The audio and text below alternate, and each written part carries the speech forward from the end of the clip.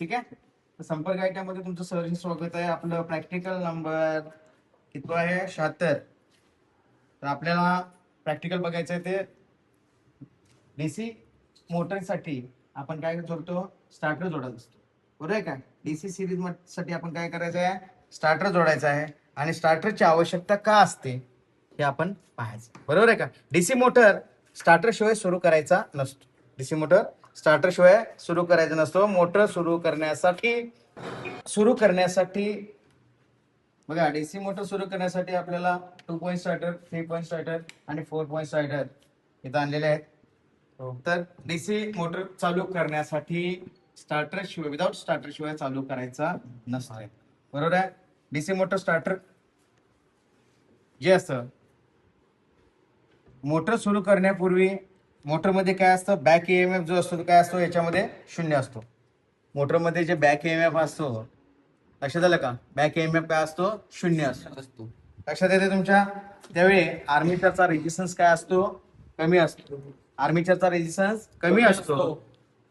जवळपास किती असतो? 1 ओहम असतो. किती असतो? 1 ओहम असतो. अशा वेळी बघा, मोटरला पूर्ण व्होल्टेजचा सप्लाय दिला असता, सप्लाय व्होल्टेज विरोध करण्यासाठी बघा, सप्लाय व्होल्टेज विरोध करण्यासाठी त्याच्यामध्ये घटक म्हणजे बॅक ईएमएफ त्याच्यामध्ये नसतो, बरोबर का? आर्मेचर मधून वाहणारा जो करंट असतो, त्यामुळे आर्मेचर मधून वाहणारा करंट असतो तो काय असतो? अतिशय उच्च प्रमाणात वाहतो. सिरीज फील्ड मध्ये करंट काय असतो? जास्त वाहत असतो. त्यामुळं अतिशय उच्च प्रमाणात करंट वाहल्यानंतर काय होतं? आर्मेचर जळून जातो. काय होऊ शकतं? आर्मेचर जळून जातो. या स्टार्टिंग करंटवर नियंत्रण ठेवण्यासाठी आर्मेचरच्या सिरीज मध्ये काय जोडला जातो? एक रेजिस्टन्स जोडला जातो. बघा, या स्टार्टरमुळे बघा, याच्या पाठीमागं काय आता हे युरेका आहे का? हे युरेका वायर आहे आणि याच्यामध्ये बघा आर्मेचरच्या सिरीज मध्ये रेजिस्टन्स जोडतो, त्यामुळे काय होतं? करंट काय होतं? थोडासा कमी होतो. बघा, आर्मेचरच्या सिरीज मध्ये आपण रेजिस्टन्स जोडल्यानंतर आर्मेचर मधला करंट काय होतो? थोडासा कमी होतो. आणि मोटर काय होतं? व्यवस्थित गती घ्यायला सुरुवात केली असते. त्यावेळी काय होतं? ज्यावेळी चालू होतं, इकडे ज्यावेळी मोटर चालू होतं त्याच्यामध्ये काय निर्माण होतं? बॅक ईएमएफ निर्माण होतं. लक्षात येते का? हा बॅक ईएमएफ सप्लाय व्होल्टेजला काय करतो? विरोध करतो. लक्षात आलं का? हा बॅक ईएमएफ काय करतो? सप्लाय व्होल्टेजला विरोध करतो. लक्षात येते का? आणि बघा, आर्मेचर मध्ये पूर्णपणे बॅक ईएमएफ निर्माण होतो. या स्थितीस एक व्हेरिएबल रेजिस्टन्स आर्मेचरच्या सर्किट मधून अलग केला जातो. बघा, थोडक्यात मला सांगायचं ह्या स्टार्टरचा उपयोग काय आहे आणि का आवश्यकता आहे याच्यात सांगतो तुम्हाला. मोटरचं स्टार्टिंग करंट कमी करण्यासाठी. कोणता? मोटरीचा स्टार्टिंग करंट कमी करण्यासाठी, बरोबर? मोटरीचा ओव्हरलोड आणि अंडर व्होल्टेज पासून काय करतं? संरक्षण करतं. मोटरीचं कोण करतं? स्टार्टर करतं.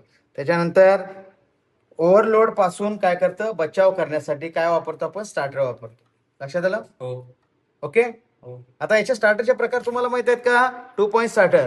या 2 पॉईंट स्टार्टर मध्ये बघा, एल आणि ए हे 2 पॉईंट असतात. त्याच्यामध्ये 3 पॉईंट स्टार्टर बघा, याच्यामध्ये 3 पॉईंट स्टार्टर मध्ये हे 3 पॉईंट असतात.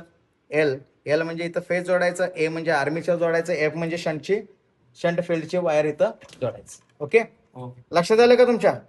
हा 3 पॉईंट स्टार्टर साठी वापरू शकतो आपण. हा 3 पॉईंट स्टार्टर जो आहे तो शंट मोटर, कुठला? डीसी शंट मोटर आणि कंपाऊंड मोटरसाठी हा यूज करू शकतो आपण. ठीक आहे. 4 पॉईंट स्टार्टर जो आहे तो डीसी कंपाऊंड मोटरसाठी आपण काय करू शकतो? यूज करू शकतो.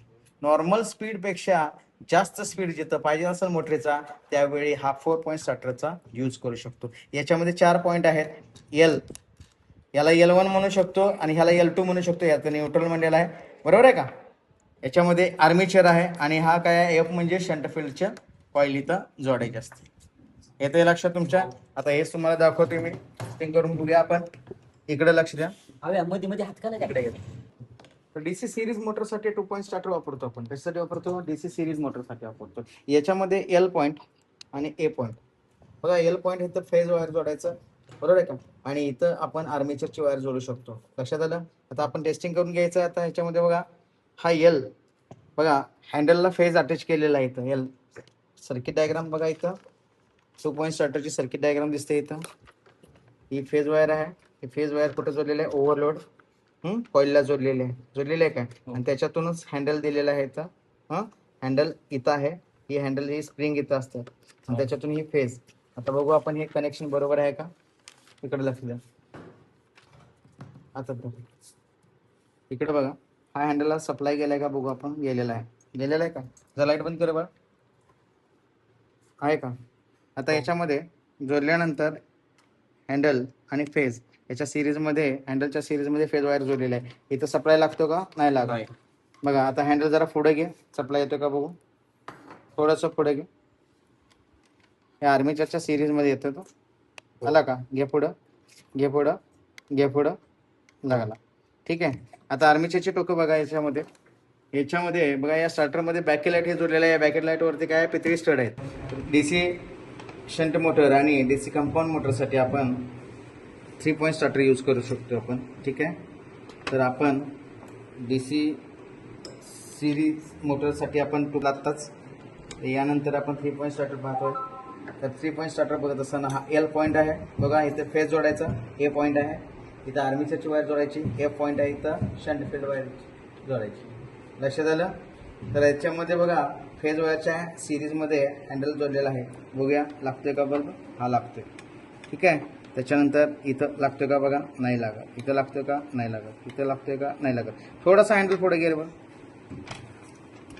लागला. ओके. थोडासा पुढे घे, हां लागला. इकडे बघा, इकडे बघा. आर्मीचरची वायर बरोबर आहे का बघा.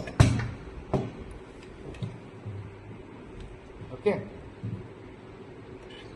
तर ही आर्मी आहे तो आपण कशासाठी वापर करतो, डीसी शंट मोटर आणि कंपाऊंड मोटरसाठी यूज करतो आपण. लक्षात आलं का. ठीक आहे. आता 4 पॉईंट याच्यामध्ये 4 पॉईंट असतात, मगाशी सांगितलं. लक्षात आलं, समजलं. ओके. ठीक आहे. धन्यवाद.